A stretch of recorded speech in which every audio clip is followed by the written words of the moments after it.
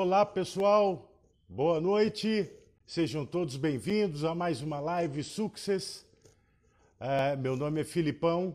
A Success é uma empresa que representa emissoras de rádio no mercado de São Paulo, junto às agências de publicidade, com mídia, né? Muito bem-vindo, pessoal. Hoje o nosso papo é um papo super importante e, além de importante, é um papo que eu fico muito feliz em poder levar com o nosso presidente da ABRAP sobre essa área de eventos, com o nosso querido Doreni Caramori, que é presidente da Associação Brasileira dos Promotores de Eventos. Então sejam bem-vindos, Shaolin, Driane, Fernando, o pessoal pode ir chegando devagarinho aí, que daqui a pouquinho a gente vai falar um pouco sobre essa área tão sofrida, né?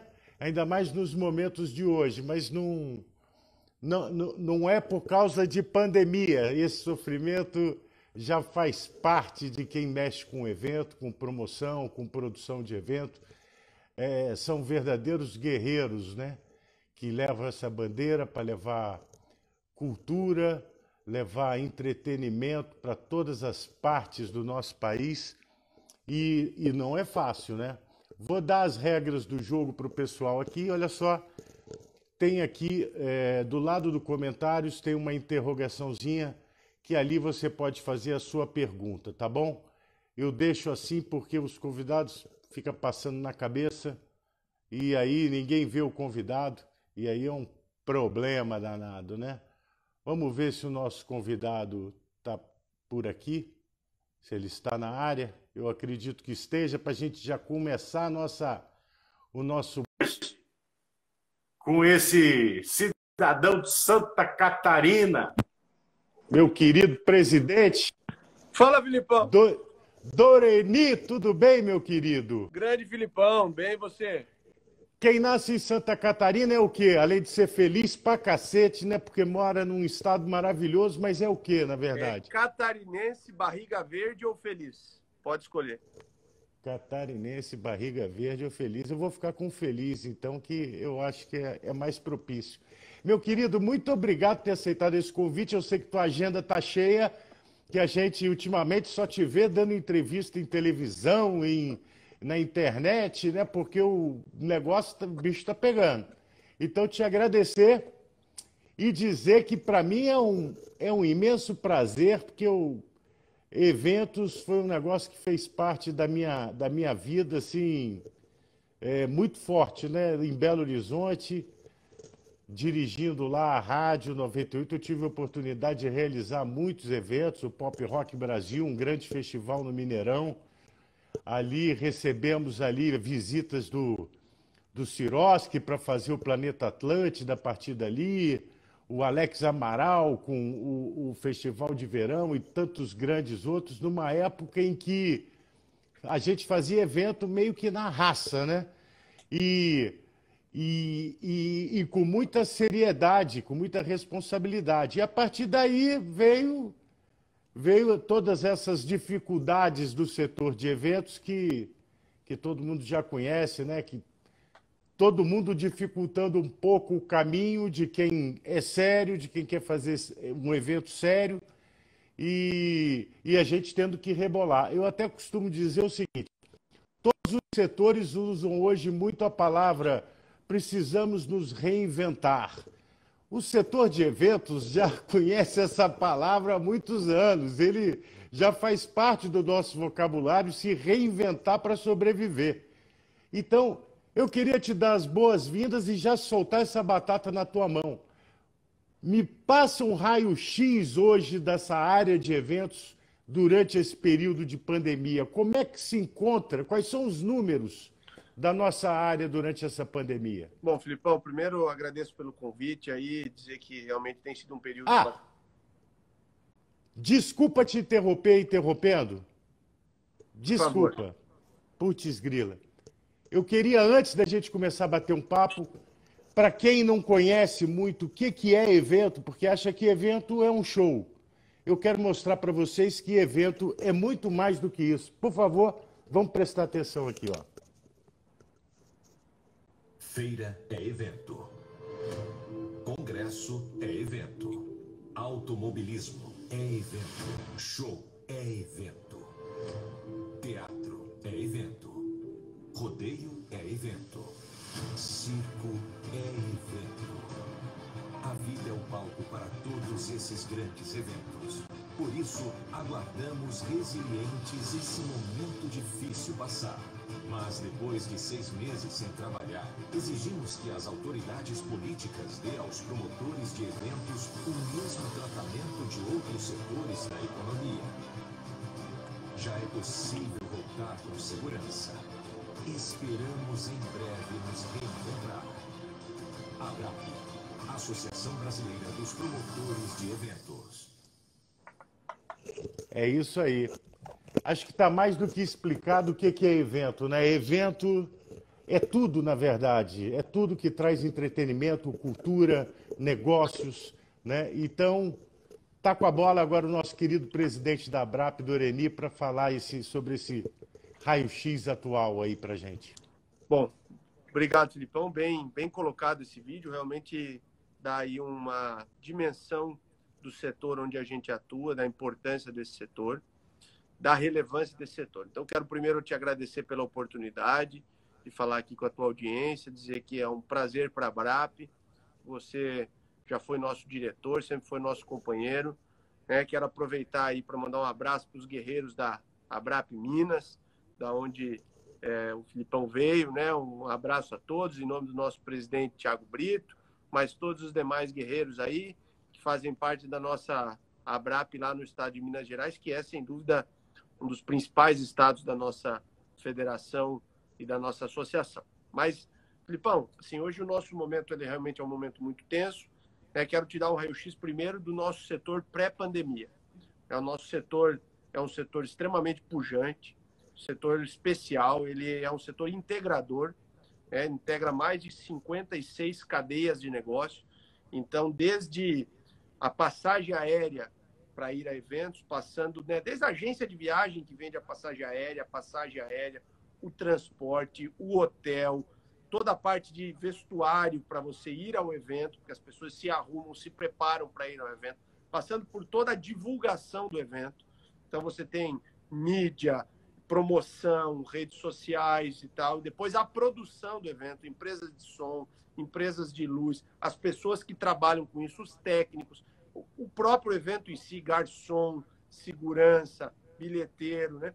Todas as empresas de ticketing, o acesso, câmeras, e aí pós-evento, repercussão, também assessoria de comunicação, etc., as marcas, patrocinadores. Portanto, o evento se integra a uma série de cadeias, né? É um setor bastante importante, representa praticamente 5% do PIB nacional, emprega 2 milhões de colaboradores entre diretos e indiretos e acessa mais 3 milhões de informais, né, que é as pessoas que vendem na porta dos eventos, que é as pessoas que informalmente têm a sua renda ligada a isso. Então, é um setor bastante pujante, bastante importante para a economia, né, e é um setor que acaba gerando movimento para outros setores, gerando movimento para gastronomia, para turismo, para outros setores. E é um setor que vinha muito bem. O entretenimento do Brasil é destaque, inclusive mundialmente. Recebemos aqui grandes eventos mundiais e não fizemos feio, né? Olimpíadas, Copa do Mundo, Jornada da Juventude,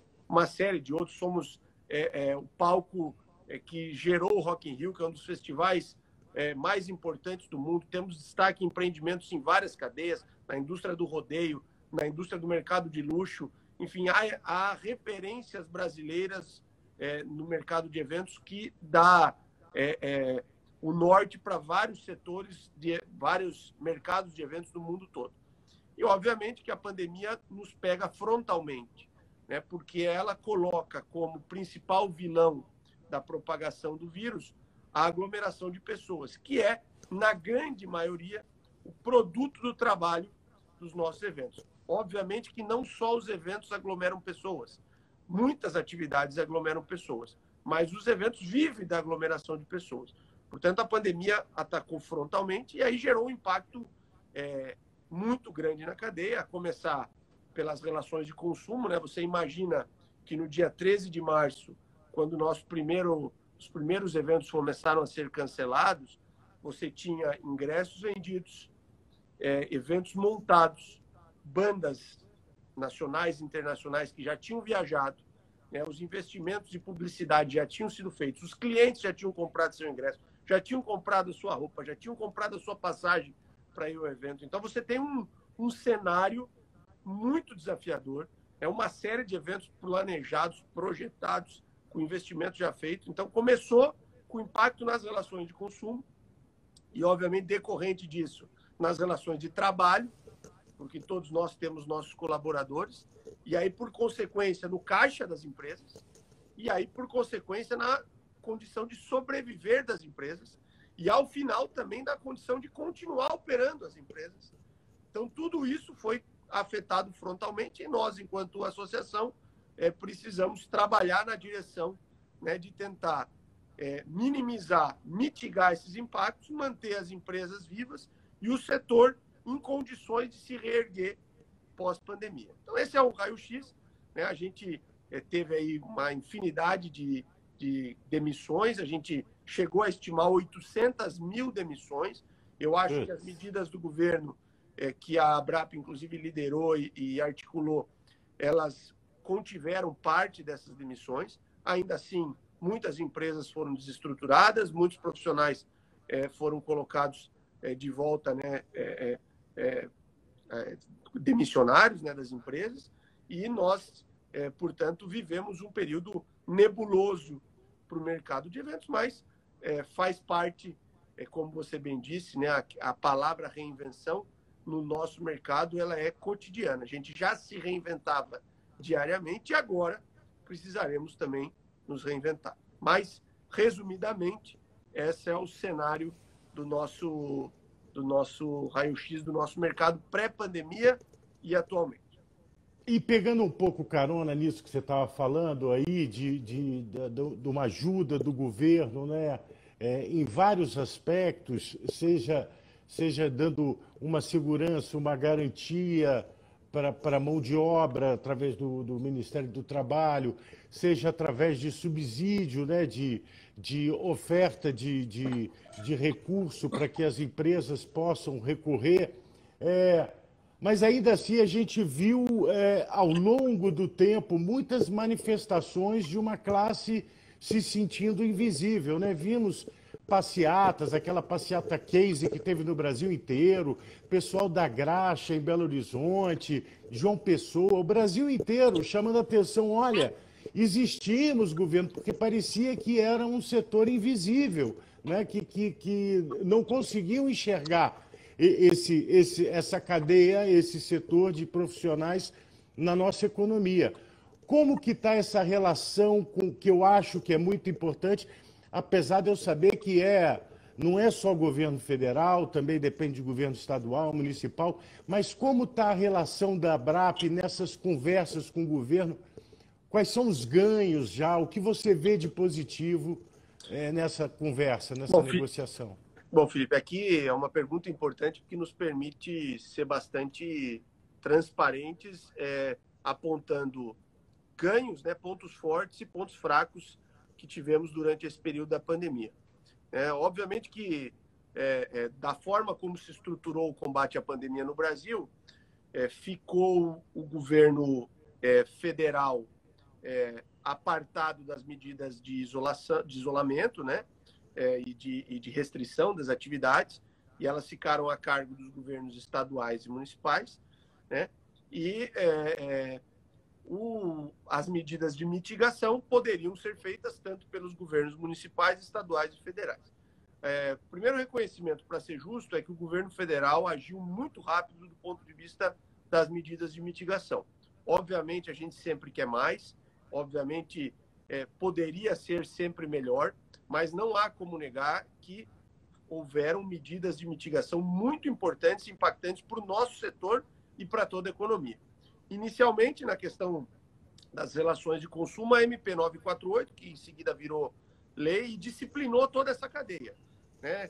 Independente se o direito é do consumidor, do produtor de eventos ou dos seus fornecedores, ela criou uma regra, né? Uma regra que deu estabilidade à cadeia, diminuiu a judicialização e permitiu com que as relações ficassem... Um respiro. estáveis e harmoniosas, né? Acho que esse foi um primeiro ponto. Perfeito. Não há como negar que o governo federal agiu rápido. Essa legislação acabou atendendo outros setores do turismo, mas teve um impacto muito importante no mercado de eventos.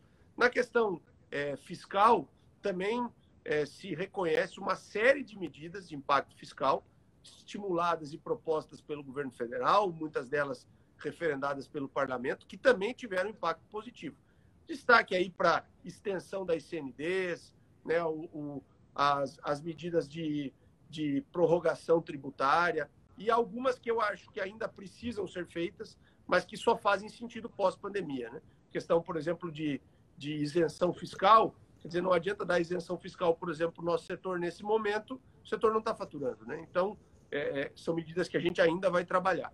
Na questão trabalhista, destacamos aqui a MP 936, que depois virou a Lei 14020, permitiu redução de jornada, suspensão dos contratos de trabalho e, sem dúvida, mitigou de forma bastante direta, reduziu de forma bastante direta as demissões. Então, não dá para negar que houve isso. E também a área de crédito, que ao final demorou um pouco mais para chegar à ponta, mas a gente que acompanha viu o movimento do governo, primeiro em dar liquidez ao mercado, depois a construir os instrumentos de garantia, né, porque não foi suficiente só a liquidez, né, e obviamente ainda não chegou a todos, mas se buscou aí atingir. A ABRAP, ao final, ainda assinou um convênio com a Caixa Econômica, importante convênio com a Caixa Econômica Federal, então completou esse pacote de medidas de mitigação que, do ponto de vista do governo federal, há que se reconhecer a agilidade e a forma como atuaram, né? O Ministério da Economia e o Ministério do Turismo, no caso, ambos com relação com a gente. No caso do Ministério do Turismo, reuniões semanais com a presença do ministro, do secretário executivo. No caso do Ministério da Economia também, durante um período, reuniões semanais, depois quinzenais, com líderes setoriais que eles elegeram entre os técnicos do Ministério.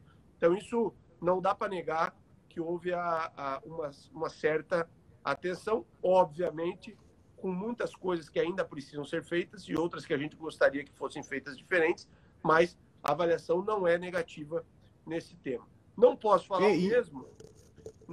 o mesmo dos governos estaduais e municipais com relação às medidas de mitigação.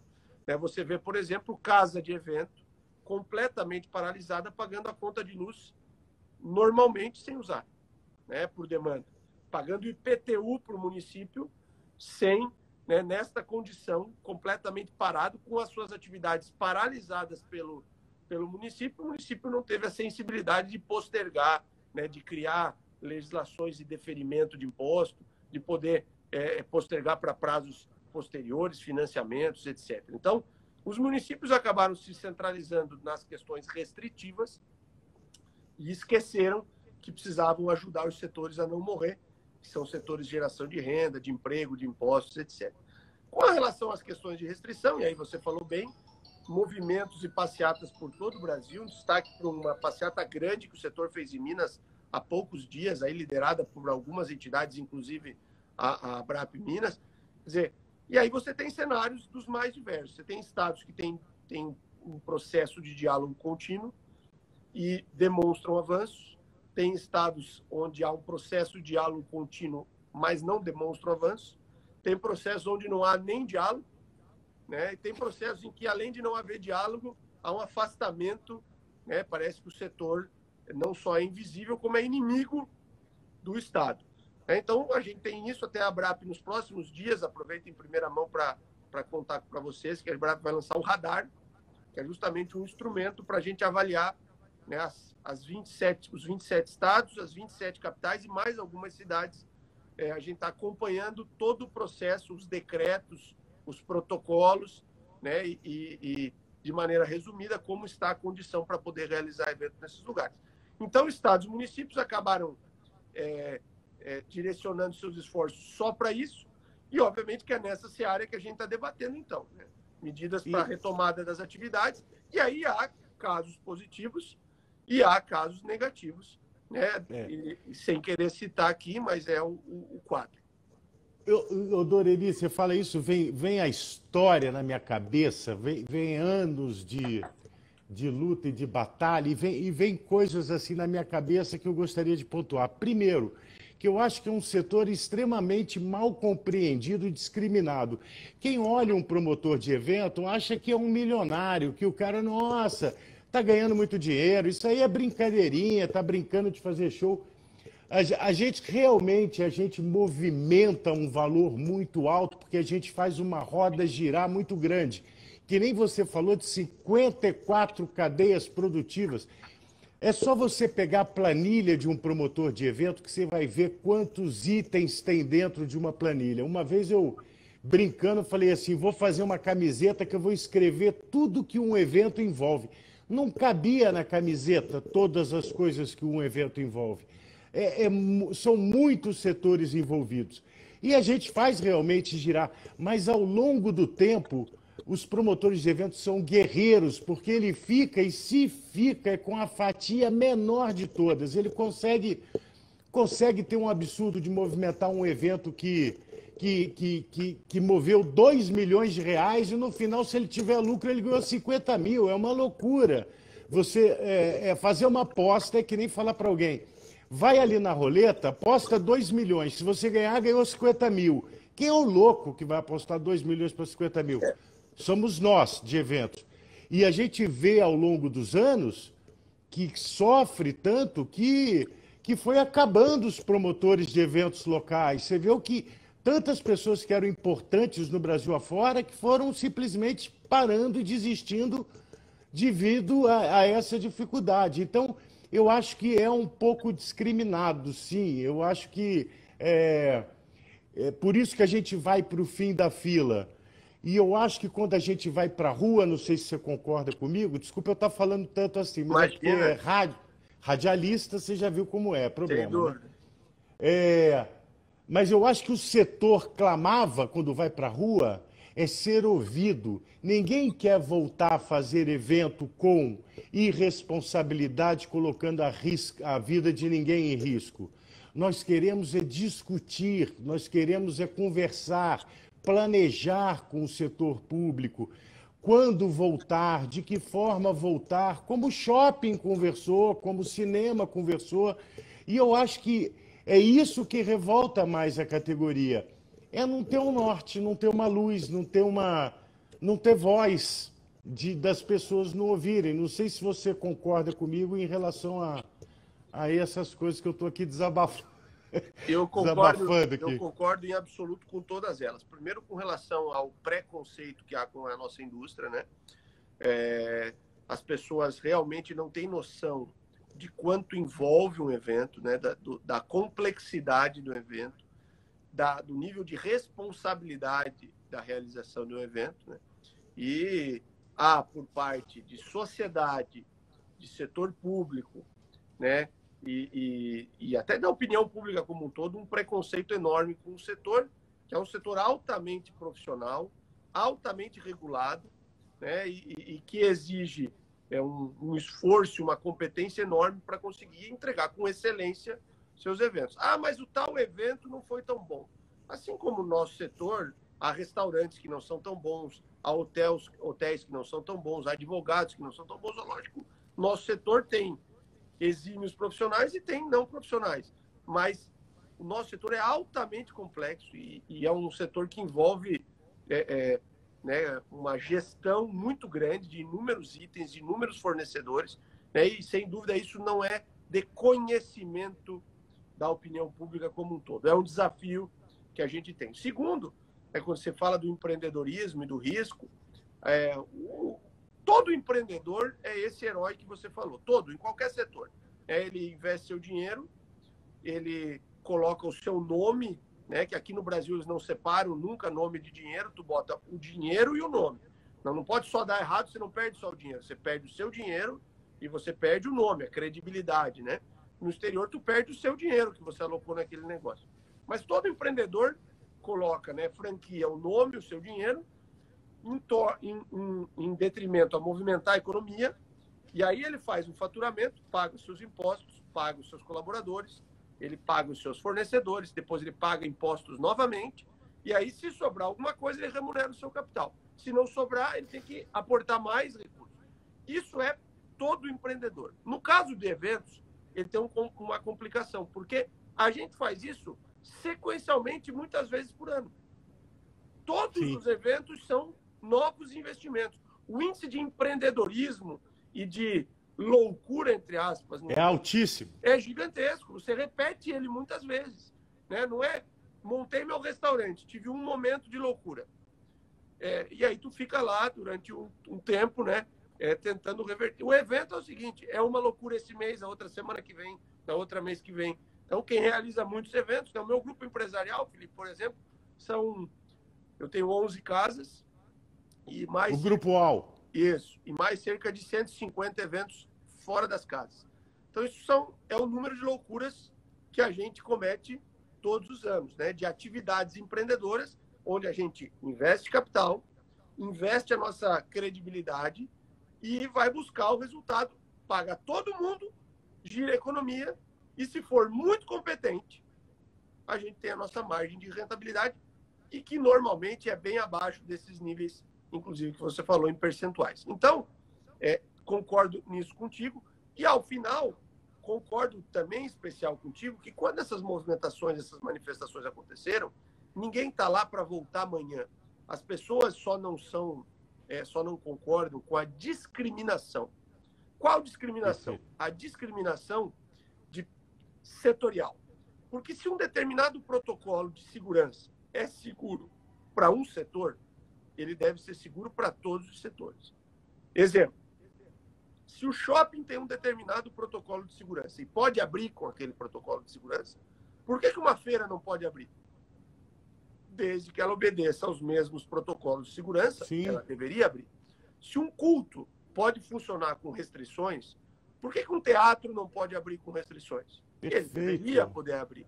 Se um restaurante pode abrir com restrições, por que um show em mesa não pode abrir com restrições? Então, o que o setor almeja é equivalência de protocolos. Se alguém pode, e eu posso me adaptar àquele protocolo, eu também deveria poder. Né? E aí cabe ao setor público nos ouvir para justamente fazer equivalência de protocolos e criar as normativas para hoje ou para as próximas fases. Perfeito. O maior problema no nosso mercado não é não operar hoje. É não operar hoje e não ter segurança e planejamento de quando a gente vai operar. Fazer um evento não é libera hoje e faz o evento amanhã. Fazer um evento requer planejamento. Né? Você Perfeito. pensa no evento, você lança o evento, você comercializa o evento, Não é da depois noite pro você dia. executa o evento. Tem eventos que precisam de um ano.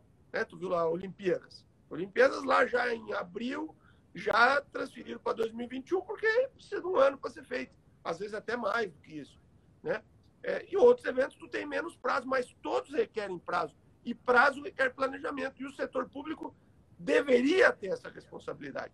Portanto, é com relação a isso que a gente discute. E algumas vezes, né, a gente, por causa do preconceito, que a gente discutiu há pouco, a gente acaba tendo a dificuldade de fazer esse planejamento, e esses planejamentos como outros setores fizeram. Eu concordo com você, assim, gênero, número e grau, e eu ainda boto um agravante, Doreni. Eu gostaria de pontuar um agravante. Essa passividade do setor público em não conversar, não dialogar, para planejar, deixa a população, inclusive, sem informação, sem perspectiva. Não é só o setor que depende, é ainda quem consome, sem a menor noção ou segurança para isso. E é a partir daí que surgem os eventos clandestinos, pela falta de informação e de se pontuar e de se planejar. Quando não se toca no assunto sobre eventos, sobre festa, de como fazer, de como vai voltar, eu vou lembrar muito um evento em 98, quando teve a Copa do Mundo, as pessoas iam para a rua naturalmente comemorar vitória do Brasil. Eu vou falar em 98 porque foi quando aconteceu esse fato. Então, em Belo Horizonte, as pessoas saíam e se aglomeravam em determinados pontos que não existia a menor infraestrutura. Não tinha banheiro químico, não tinha horário para acabar, não tinha ninguém para tomar conta, virava uma grande baderna. Na época, então, eu estava em uma rádio em Belo Horizonte, eu resolvi oficializar um ponto de comemoração e fui chamado pelo poder público. Ô, você não pode fazer evento aqui, fazer essa bagunça. Eu falei assim, querido, eu estou organizando a baderna, eu estou botando local para aglomerar, porque até então você não sabe para onde a população vai, você sabe que ela vai para a rua, para onde você não sabe. Eu estou colocando regra, horário para começar, para terminar, eu estou colocando banheiro, eu estou organizando o inevitável, a bagunça inevitável. E tenho muito medo do que vai ser o final do ano e do que vai ser o carnaval para quem se omite. Porque eu tenho muito medo que a população vá para a rua se aglomerar, né? Então, na hora que a gente vê aí festas acontecendo clandestinamente, eventos acontecendo clandestinamente, eu acho que passa muito pela omissão e a desinformação desse setor pelo poder público. Felipe, você tem completa razão com relação a esse assunto. Na verdade, os eventos clandestinos, eles são um retrato de algumas coisas. Primeiro, da demanda. A demanda existe. Claro. O cliente quer sair numa quantidade X, não sei se a maioria, se a totalidade, etc., mas a demanda existe. O segundo é da incapacidade do poder público de organizar, né? Só que o perigo disso é que o poder público tenta conter a aglomeração dos regulares e joga a aglomeração dos irregulares que ela não consegue acompanhar. Portanto, é um erro dobrado.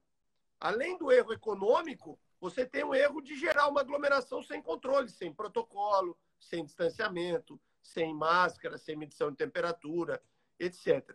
E os eventos clandestinos, eles só são uma face do descontrole. Tem outras tantas. Você vê o vídeo das praias lotadas. O que é mais danoso para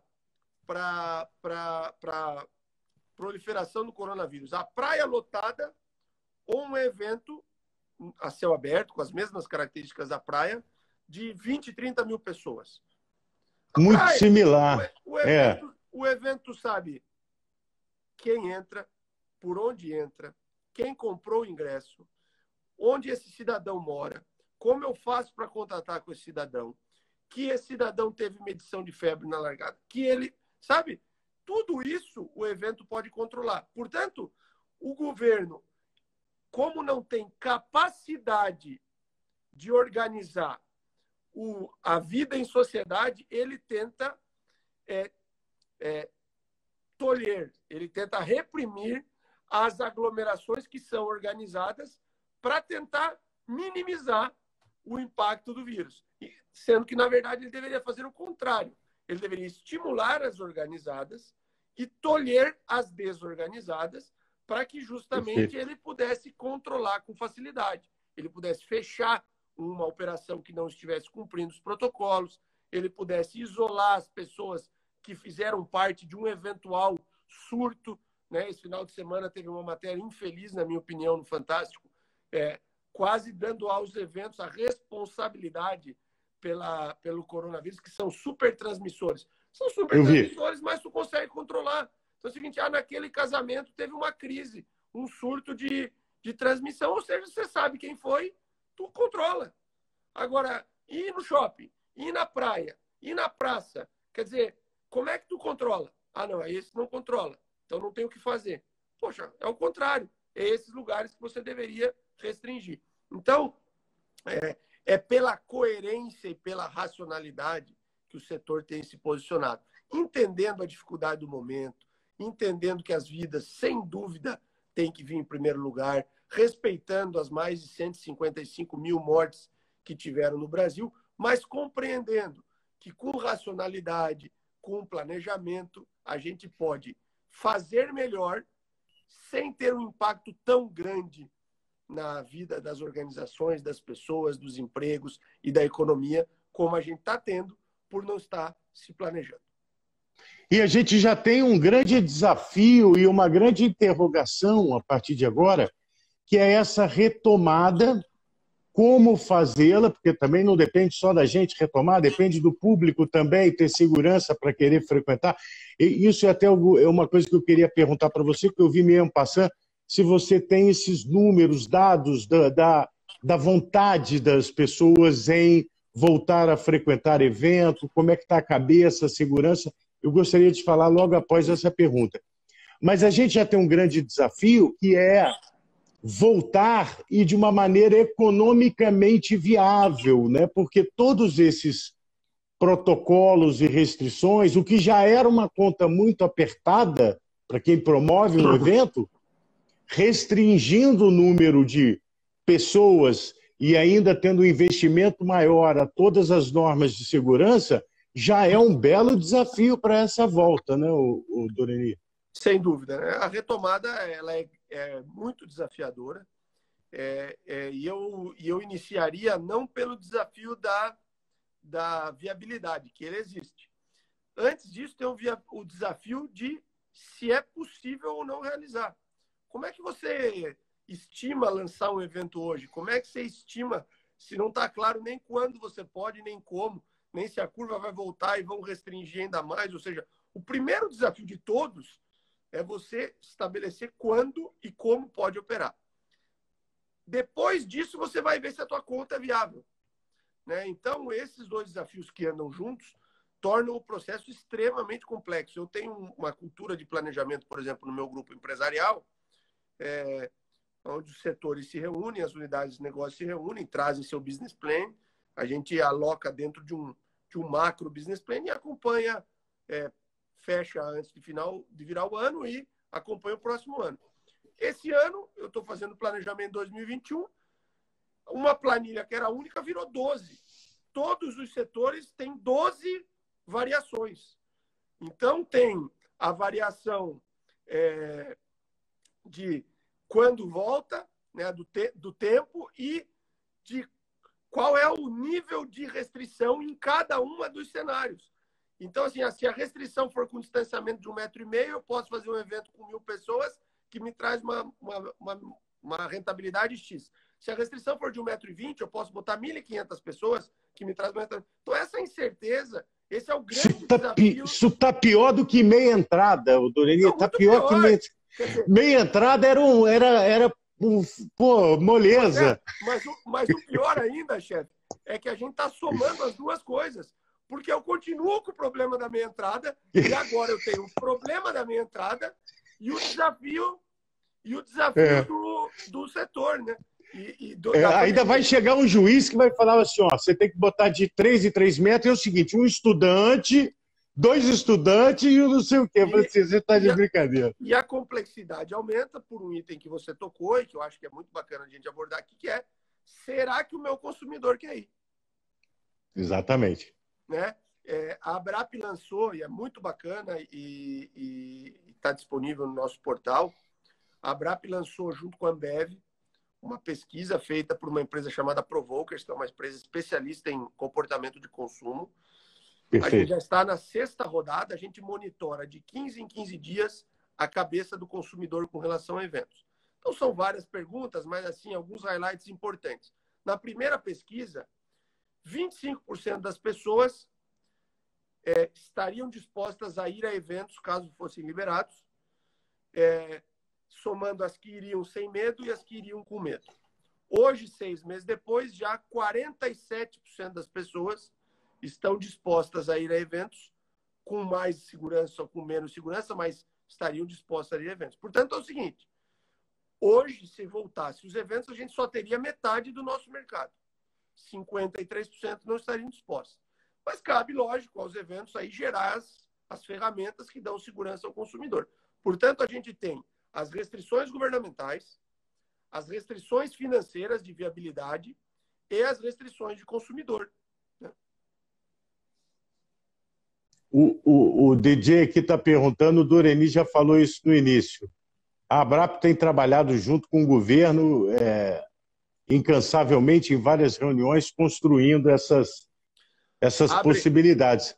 Agora, isso consulta a live depois aí que vai ter no começo dela. Mas é mais cabeludo o negócio, porque também depende não só de governo federal, mas depende de cada cidade, de cada maneira. A democracia, né, e o modelo federativo que a gente vive no Brasil, que tem vários pontos positivos, traz esse desafio, né, porque você tem deliberações federais estaduais, municipais, e em cada um desses níveis você tem também os outros poderes, né, que acabam de alguma forma se envolvendo, né? Você tem poder legislativo, executivo, o judiciário. Dentro do judiciário ainda tem o Ministério Público, que tem um papel relevante, e ainda tem a opinião pública que acaba, né, de alguma forma envolvendo. Então, é nesse cenário de complexidades que a gente tem atuado, e de fato a ABRAP está conversando em todos esses níveis com a complexidade que isso traz. Agora deixa eu fazer uma conversinha aqui de mineirinho de pé de ouvido aí com o presidente. Doreni, olha só, primeiro, antes de pandemia, já era um desafio muito grande para o setor, várias pautas, né? Antes de pandemia, a gente já tinha muita coisa para arrancar cabelo. Mas eu acho que a pandemia, se eu puder falar assim, que Deus me perdoe, na minha concepção, trouxe uma coisa positiva, que é visibilidade para o setor, né? A gente passou a deixamos de ser os invisíveis, e muito graças ao seu trabalho nisso também, e dos nossos guerreiros anteriores, depois eu vou agradecendo, de ser um setor relevante e de grande importância, não só para a nossa cultura, mas para a nossa economia. É uma mola propulsora da nossa economia. E eu acho que acabou que foi um catalisador para essa visibilidade. Eu queria saber de você o seguinte: primeiro, quais eram os grandes desafios que a ABRAP tinha, e se esse momento pode ajudar, inclusive, na discussão do setor com governo, com políticos, o que for. E a outra pergunta que eu queria fazer, que eu esqueci, que o meu Alzheimer não...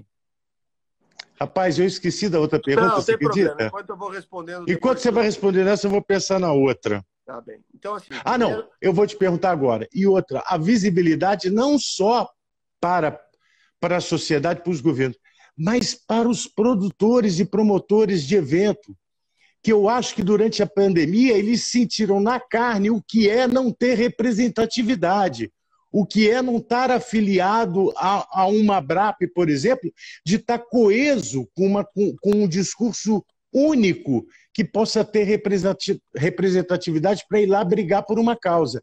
Então, por isso que eu acho que é muito importante, você faz evento, tem uma produtora, uma promotora, não importa o tamanho, você tem a obrigação de fortalecer a nossa categoria, que sofre demais, mas agora é o momento. Eu acho que agora a gente passou a ser reconhecido, e é o momento da gente engrossar esse caldo. Era isso que eu queria falar. Bom, inicialmente, Filipão, quero te agradecer aí pelas menções elogiosas ao meu trabalho, dos demais guerreiros, aguerridos voluntários que trabalham hoje na entidade ou que trabalharam em gestões anteriores. Poxa, sem dúvida, esse trabalho é um trabalho de doação para o nosso setor e que vem dando algum resultado. Mas, de fato, se há alguma coisa a se comemorar no setor de entretenimento durante a pandemia, é o reconhecimento de muitos, né? Não dá para dizer de todos, né? Mas o reconhecimento de muitos de que a união do setor e a institucionalização do setor é importante, né? E, obviamente, esse reconhecimento nos gerou alguma visibilidade, que ainda falta muito, nos gerou algum reconhecimento, que ainda falta muito, né? Nos gerou, assim, algum impacto positivo e que vai nos permitir frutos. A nossa pauta, a ABRAP é uma entidade de 27 anos, né? Uma entidade que tem uma história longa e sempre trabalhou muito em algumas pautas estruturantes, como é o caso da meia entrada, como é o caso do ECAD, né, dos direitos autorais. São pautas que afligem de maneira frontal o nosso setor e são fundamentais para o debate. Nesse ano, a gente optou por continuar com essas pautas, mas avançar também em outras pautas, né? Especialmente as ligadas à competitividade do nosso negócio, né? As questões tributárias, as questões trabalhistas, a burocracia. Vocês imaginam que o licenciamento de um evento ele é diferente em todas as cidades da federação. Ele tem regras diferentes, plataformas diferentes, tecnologias diferentes, tem um custo enorme de licenciamento, é um setor altamente regulado. Então, assim, nosso desafio pré-pandemia era esse, diminuir as barreiras, aumentar a competitividade para conseguir dar mais resultado. E esses desafios continuam. Talvez agora um pouco mais facilitado pelas relações que a gente conquistou durante a pandemia, pelo respeito que a gente conquistou durante a pandemia e principalmente pela união e institucionalização que a gente conquistou pela pandemia. A Abrap cresceu muito, né? Já era uma entidade com grande relevância quando eu assumi, mas ela cresceu muito nesses últimos 10 meses e até me permita, Filipão, fazer uma propaganda aí, já que você fez. Por favor. A gente tem o nosso congresso anual, dia 17 e 18 de novembro. Você que é do mercado de eventos, participe. Vai ser em São Paulo, no Parque do Ibirapuera. A gente fez questão de fazer presencialmente, pelo menos dentro dos limites que são permitidos, com redução da capacidade, com distanciamento, etc. Mas nós vamos reunir a nossa categoria para materializar essas conquistas que nós tivemos nesse período e catalogar e planejar as próximas que nós vamos precisar ter. O fato é que nós temos uma caminhada muito grande para tornar o nosso setor respeitado como são os outros e competitivo como são os outros, mas acho que nós demos os primeiros passos, né? A Abrap, que vinha iniciando esses passos, acelerou durante a pandemia e acho que é, sem dúvida, um pedacinho bom desse momento difícil que nós estamos vivendo. É verdade, eu concordo com você. Ó, chega, é um momento de resistência, porque chega de nego botar a colher no nosso negócio, parecia que não tem dono. Todo mundo bota a colher, ó, para esse paga meia. Ó, agora isso aqui você vai pagar taxa. Agora você paga 3 taxas. Agora não sei o quê. Falei, cara, parece que não tem dono, velho. Então, todo mundo fazia o que queria do evento, né? Você falou aí, eu lembro que taxa de bobeiro, de polícia e tudo mais, às vezes a gente fazia o mesmo evento numa semana, no outra semana um mesmíssimo evento, a mesma planta, né? Tudo igual. Não, você tinha que dar entrada, tudo de novo, não podia fazer outro, tem que pagar de novo. Vou dar um exemplo para você aqui. Eu tenho uma licença específica aqui no meu setor, em Santa Catarina, que eu preciso tirar todo mês. Então, eu tenho 11 casas que tiram licença todos os meses. A casa é igual, ela opera... Tudo a mesma coisa. Então, você tem 11 licenças por mês. Você levanta os documentos, dá a entrada, paga a taxa. Isso é um exemplo. Mas assim, mas é essa taxa que faz a tua empresa menos competitiva? Multiplica por ano. Soma o custo da hora da pessoa que tem que... É um exemplo. Isso. E soma o custo da hora da pessoa que levar. Né? Quer dizer, isso é isso que tem que mudar. Isso também precisa mudar. Então, lógico que nós precisamos voltar a operar. É lógico que, nesse momento, o nosso principal inimigo é esse preconceito que tem contra o setor, é essa injustiça nos protocolos, falta de equidade, etc., incoerência que se aplica. Mas, passado esse desafio, nós precisamos ter um setor competitivo, nós não podemos... Perfeito. E isso, senhores, tem muita gente aqui que é produtor de evento, mas também deve ter cliente de evento, isso encarece o seu ingresso. A burocracia... Verdade. Isso encarece o ingresso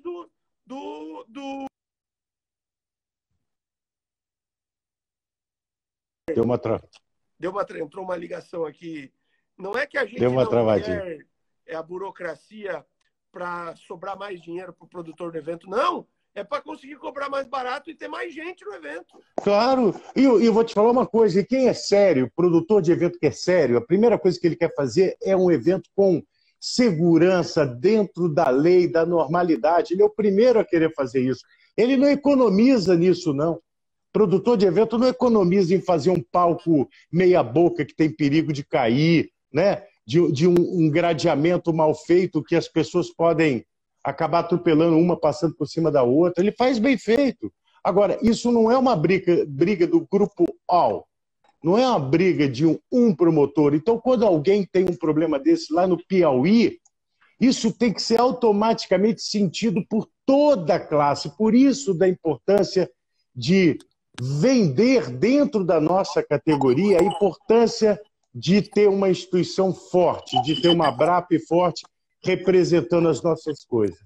Eu queria te fazer uma pergunta, Doreni. Eu estou vendo agora, por exemplo, a Fórmula 1 em Portugal. Domingo vai ter público. Vai ter 27 mil pessoas assistindo. O futebol lá também vai começar a ter gente em estádio. E Portugal, se você for ver aí no noticiário, aumentou o número de casos, não o número de mortes, mas é óbvio que aumentou o número de casos. Se você estava confinado e não estava aberto para receber, na hora que vai liberando você... É matemático, né? É matemático. Matemático. Agora, a intenção foi, vamos ganhar tempo para nos prepararmos, né? Para nossos postos de saúde ter equipamento e maiores condições para isso. Você tem acompanhado essas movimentações fora do Brasil, do que está acontecendo, até para te ajudar nesse debate? Sim, esse radar que eu comentei mais cedo aqui, que a ABRAP está fazendo para acompanhar todas as deliberações e protocolos nacionais, também tem um capítulo internacional, ou seja, a gente recebe o input do que está acontecendo fora do Brasil para nos balizar e nos dar referência do que é possível. Então, sem dúvida, tem sido aí também um conector de informações para a gente do que está acontecendo fora do Brasil como referência. Perfeito. Agora vamos uma perguntinha cabeluda aqui, que a gente está chegando no finalmente. Estamos nas vésperas. Teve até um comentário assim, showmício pode? Eu acho que não tem showmício ainda não, mas enfim. Mas nós estamos nas vésperas de eleições, principalmente municipais, né? Não só o executivo, o prefeito, mas os vereadores. E a gente está tendo um grande exemplo da importância que tem a legislação de um município, como impacta na vida de nós promotores de evento. E a gente também já deve ter sentido, não é possível que não sentiu, que a nossa invisibilidade e falta de representatividade junto ao poder público, de não ter pessoas ocupando cargos eletivos que representem a nossa categoria, nos deixam órfãos. Que recado você mandaria para isso nesse momento de eleição? Não é um momento importante para nós, promotores, pesquisarmos e identificarmos candidatos que sejam alinhados com a nossa categoria e o nosso discurso? Sem dúvida. Eu acho que cada vez mais fica evidente a necessidade de a gente se envolver no processo de representação. Inicialmente, inclusive, estimulando produtores de eventos que queiram fazer parte desse processo, se candidatar. Mas não havendo, que se procure alguém que se comprometa com a causa. E avaliar se historicamente já tem cidades que a gente tem bons parlamentares que já se comprometeram com a causa, que se comprometem e que apoiam, né? Eu vou, até por questões eleitorais, evitar falar o nome, mas em BH, por exemplo, tem um que ajuda muito o setor. Então, é pesquisar. Se não houver nenhum, é estabelecer novos compromissos. No final das contas, vereadores e prefeitos são representantes dos seus segmentos. Principalmente o vereador, ele precisa ter os segmentos claros que ele representa. Cabe ao setor, não adianta só ir para a rua, pegar todo aquele movimento que foi para a rua e ajudar a eleger alguém. Porque se a gente se comprometer verdadeiramente com alguém, esse alguém se comprometerá verdadeiramente conosco. E veja, aqui para a audiência, isso não quer dizer troca de favores, etc. Nada disso. De jeito nenhum. Isso quer se dizer representação setorial. Pessoas que defendem bandeiras corretas, legais, mas alguém que levanta a voz, que levanta a bandeira, que dá atenção à pauta, que acompanha o processo legislativo, que fiscaliza a municipalidade, que fiscaliza os secretários. Quer dizer, esse tem que ser um vereador apoiado pelos promotores de eventos. Agora, não dá para a gente reclamar o ano todo e na hora de votar, a gente votar no vizinho. Mas está votando por quê? Porque ele é meu vizinho. Ou porque eu sempre votei nele. Ou seja, está na hora da nossa categoria e de todos esses 5 milhões de brasileiros que dependem desse setor, votar com esse setor.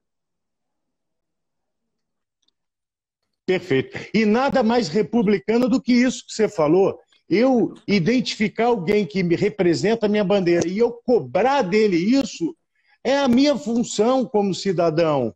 Cobrar do quem me representa do que ele está fazendo pelo meu setor. Nada mais republicano do que isso. E eu imagino que você já deva ter sentido isso na carne nas suas idas a Brasília. Assim, eu já vivi isso, aquele corre, podemos contar com quem? Faz uma lista aí a gente cata no dedo, né? Numa casa que tem, sei lá quantos, 600 deputados, sei lá o quê. A gente cata 3, 4 que tem uma empatia com a causa. Então, nós temos a obrigação de pesquisar sim, de saber em quem votar. Se você não tiver, já começa a alinhar para a próxima eleição pessoas que tenham esse compromisso, promovendo conversas, reuniões, discursos e falando sobre isso. E um desafio para todo mundo que está aqui, traz mais um afiliado para a BRAP, porque é de um em um que a gente vai ter força e nós vamos ter voz.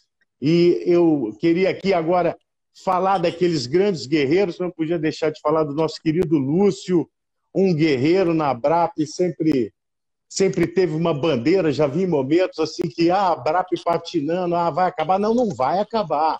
O Lúcio não, de jeito nenhum. Queiroga, Shaolin, aquela turma toda, Luiz Ermalab em Belo Horizonte, GG, toda essa galera que desde o início acreditou que uma hora a criatura ia ficar maior do que o criador e que o filho ia ter que andar com as próprias pernas e ganhar o Brasil.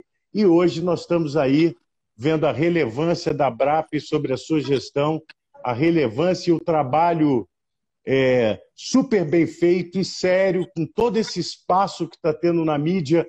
A gente já entende que isso é o reconhecimento de todo esse prestígio e importância que tem. Então, meu querido, já agradeci quem eu queria agradecer. Mais uma vez, quero agradecer a você.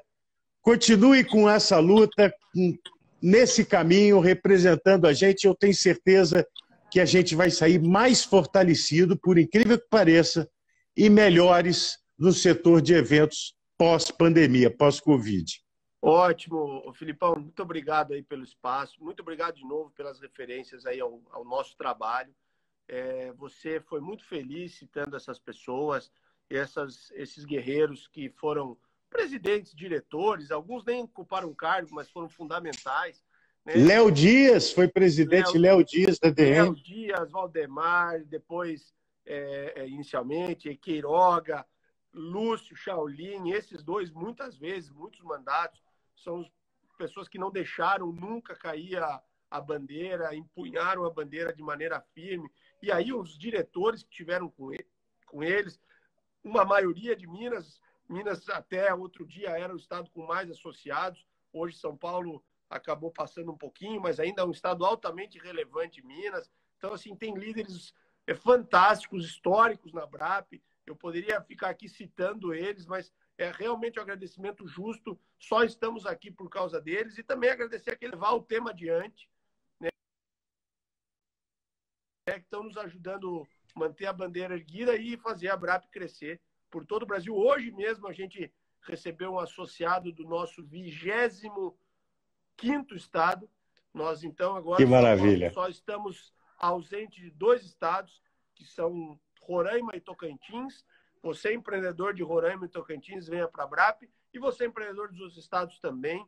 Né? Eu acho que, assim, a BRAP é um fórum, ele é plural, nos representa, e fortalecer a BRAP é fortalecer o nosso setor. E mais, Felipe, até para concluir e dar um upgrade nesse tema, não é só de questões institucionais e políticas que vive a BRAP.